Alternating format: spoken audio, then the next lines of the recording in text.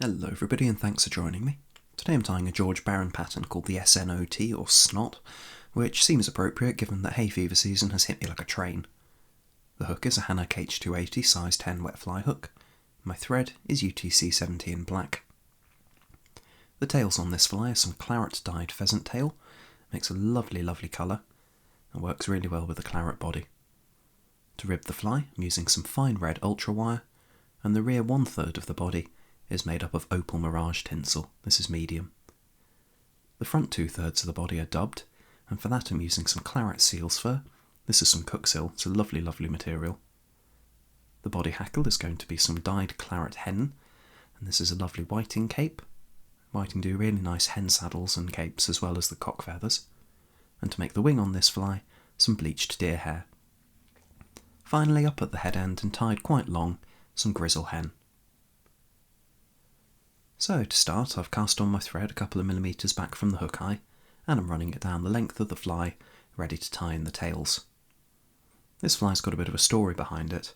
Barron named it after a village in Liberia called Smell No Taste, hence the initials. It unfortunately translates rather unfortunately in English, but obviously the name has stuck and it's certainly memorable.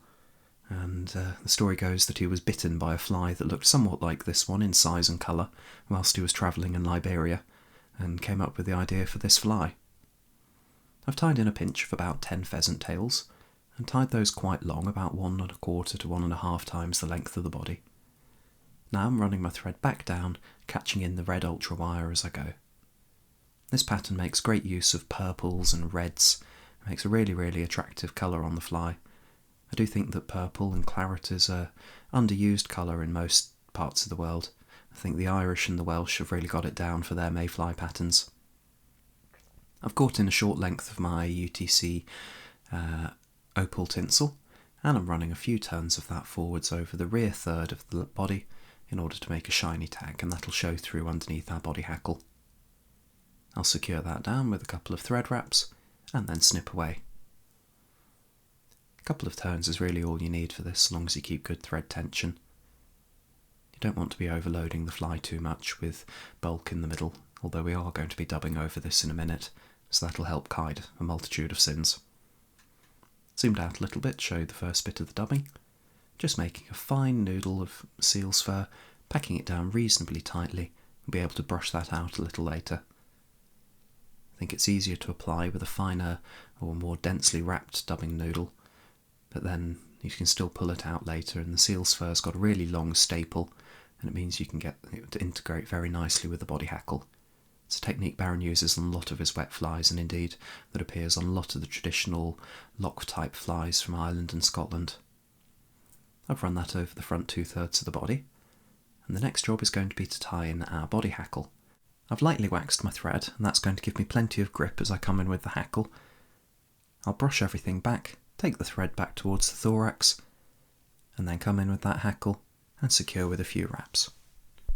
Making a few tight turns to secure, making sure it's not going to come loose. The wax really helps with the grip here. Going to make one full turn at the front of the fly, and then work backwards, aiming to make fairly even turns. And you can see I've sized this hen hackle so it's about the same as the hook gape. Working backwards, it can get a little slippery on the tinsel. You can see one of my wraps is going to slide forward in a second. I'll correct that.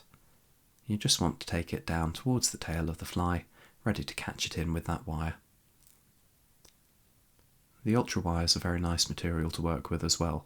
It's very flexible and also quite strong, and it works really well for this type of application where that first turn has to be made quite tightly and quite firmly to trap down the end of the feather. I'm seesawing it backwards and forwards as I work forwards, counter-ribbing the hackle, and this seesawing motion helps to brush those feather fibres out of the way so that not too many get caught. We'll be able to fix any that do when we come to brush out the body, but it's easier to prevent rather than cure for this. Again, I've finished my body wrapping, made about 4 or 5 nice tight turns, and that's counter-ribbed the hackle, helping to hold it down securely.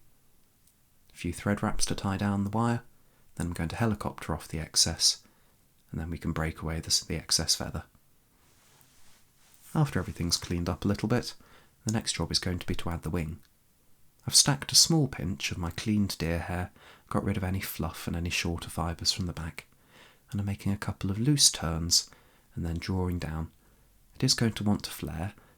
I'm keeping the wing tightly pinched between my fingers and just working forwards a few thread wraps, and then I'm going to trim away, cover up the butts, and that's our wing in place. This will help to support that hen hackle as well. Speaking of hen hackles, the front hackle is that grizzly, and Barron instructs to tie this in quite long, which is what I've done here. I've aimed for about 1.5 to 2 times the distance from the hook eye to the hook point, and that's going to fan back in a really nice umbrella shape, and it's going to be supported by the wing. Makes for a very attractive fly. Grizzly and claret is always a fantastic colour combination, and I think he's used it to perfection here. Drawing back the fibres as I go, I'm aiming to make 3 full wraps of this hen hackle to make a fairly full front hackle that's going to drape back over the fly, imitating those insect legs. That's my final wrap there, so I'm going to bring my thread up, make a couple of tight wraps through, try not to trap down any errant fibres. Fold everything over, and these whiting hackles have got nice thin stems, so you can double them back, and that helps to make a really secure finish. Then whip finish, and that's the fly done. Here's a view of the finished article. I do like tying these winged flies as well. It's a little bit different from the usual dabbler style patterns, and these colours just come through really nicely. You've got that little bit of flash from the mirage tinsel, that nice rib. It's a very attractive fly. Give this one a go. Hope you've enjoyed, and thanks for watching.